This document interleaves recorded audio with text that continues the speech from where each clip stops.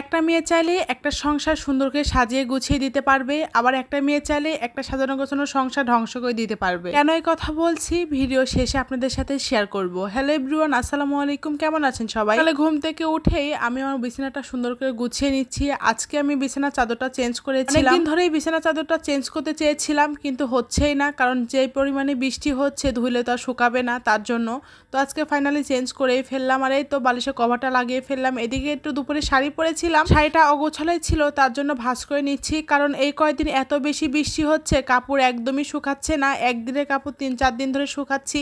তো আজকে অনেকগুলো কাপড় শুকিয়ে গেছে, তাই ওইগুলো কাপড়গুলো ভাঁজ করে নিব। তার আগে শাড়িগুলো ভাঁজ করে ওয়ারড্রোবের ভিতরে রেখে দিব। আমি তো সচরাচর শাড়ি পরি না, কারণ শাড়ি পরতে আমার একদমই ভালো লাগে না, আর এত গরমে শাড়ি পরা সম্ভবই না। শাড়ি পরে কাজ করার অভ্যাস নাই, তো এই জন্যই হয়তো কাজ করতে পারি না। আমার মা চাচিরা কীভাবে যে শাড়ি পরে কাজ করে এটাই তো মাথায় ধরে না। তো এই কাপড়গুলো কিন্তু আমি 5-6 দিন ধরে শুকাইছি, মানে কি বলবো, বৃষ্টি হচ্ছে না, রুমের মধ্যে কাপড় শুকালে কিন্তু কাপড় থেকে একটা আলাদা গন্ধ আসে, এই গন্ধ আমার একদমই ভালো লাগে না, তাই কাপড় আর ধুচ্ছি না 2-3 দিন যাবো। তো যাই হোক, এদিকে সুন্দর করে গেঞ্জিগুলো ভাঁজ করে নিচ্ছি। বিশেষ করে এই গেঞ্জিগুলার খাতাগুলো একদমই শুকাতে চায় না। আমার কিন্তু কাপড় ভাঁজ করা শেষ, এখন ওয়ারড্রোবের উপরেটা একটু পরিষ্কার করে নিব। যতই আমি আমার রুম গুছাই না কেন, আমার রুমে একদম উল্টাপাল্টা করে ফেলে আমার ছেলে, আর আমার বর তো আছেই। আমার বর যেটা যেখানে রাখে সেটা সেইখানে রেখে দেয়, একটুও গুছায় না। সে কিন্তু এমনিতে অনেক গুছানো, কিন্তু ওই কিছু কিছু সময় এই অকাজগুলো করে। তো যাই হোক, এদিকে শাড়িটা আমি রেখে দিলাম, আর চাবিটা এখানে রেখে দিলাম। এই চাবিটা শুধু আমার কাছ থেকে হারিয়ে যায়, মানে আমি এক জায়গাতে রাখি, আমার ছেলে আর এক জায়গাতে রাখে। তো বিকালে আমার ছেলেকে আমি চাল ভাজি করে দিয়েছিলাম, তো চাল ভাজি খেতে দিয়েছিলাম, সে তো চাল ভাজি খায় নাই, একদম পুরা ঘর একদম ছিটাইছে, কি বলবো। আর আজকে রুমে একদম লাল লাল সব কিছু বিছাইছি। আমার কিন্তু লাল কালার খুব ভালো লাগে, সুপার কভার লাল, বিছানা চাদর লাল, তারপরে হচ্ছে এখান পদ্মা একটু খয়েরি, লাল না। আমার কিন্তু রুম গোছানো শেষ, এখন রাতে একটু গোলা রুটি বানিয়ে নিব আমার জন্য। আর বেলা রুটি বানাতে আমার একদমই ভালো লাগে না, এটা তো একদম শর্টকাট, তার জন্য।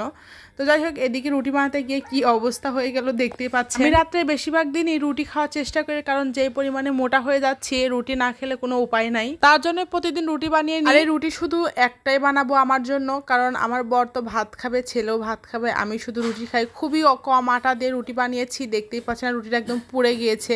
মানে রুটি বানাতে গিয়ে কি যে কাহিনী হয়েছে আমার সাথে, মানে আমার ছেলে সব কিছু এলোমেলো করতেছে ওইদিকে, কারণ আমি মাত্র রুম গুছায় আসছি, এখন ভয়েস দিচ্ছি, এখনও আমার ছেলে এত বেশি চিল্লাচিল্লি করছে, কি করব। বাসায় যেহেতু ছোট বাচ্চা আছে, চিল্লাচিল্লি করবেই, আর এর মধ্যেই ভয়েস দিতে হবে। তো ডিমটা আজকে একদম কুসুম আস্ত রেখে পজ করতে চেয়েছিলাম, কিন্তু হলো না, কুসুমটা একদম ভেঙে চুরমার হয়ে গেছে। তো যাই হোক, এদিকে কিন্তু আমি ডিম ভাজি করা শেষ, ওইদিকে রুটিও হয়ে গেছে। তো এখন আমি ডিম আর রুটি তো রাত্রে খেয়ে নিব। তো রাত্রে খাবার পরে এই চুলাটা পরিষ্কার করে রেখে দিব। আমি কিন্তু ঘুমাতে যাওয়ার আগে আমার রান্নাঘরটা খুব সুন্দর করে পরিষ্কার করে তারপরে চলে যাই। তো এদিকে আমি চুলা পরিষ্কার করা শেষ, থালা বাটি পরিষ্কার করে উপর করে রেখে দিব, যেন কালকে সকালে নাস্তা বানাতে খুব একটা সময় না লাগে। রাতে যদি সব কিছু কাজ করে রাখা যায়, তাহলে কিন্তু রাত সকালে নাস্তা বানাতে অনেকটাই সহজ হয়ে যায়, আর খুব তাড়াতাড়ি হয়। তো কাঁঠাল কিনে আনছিল, কাঁঠালের বিচিগুলো সুন্দর করে ধুয়ে রেখে দিলাম, কালকে রোদে দিব। তো যাই হোক, আজকের ভিডিও এ পর্যন্তই। আজকের ভিডিও আর বেশি বড় করব না। সবাই ভালো থাকবেন, সুস্থ থাকবেন, আল্লাহ হাফেজ।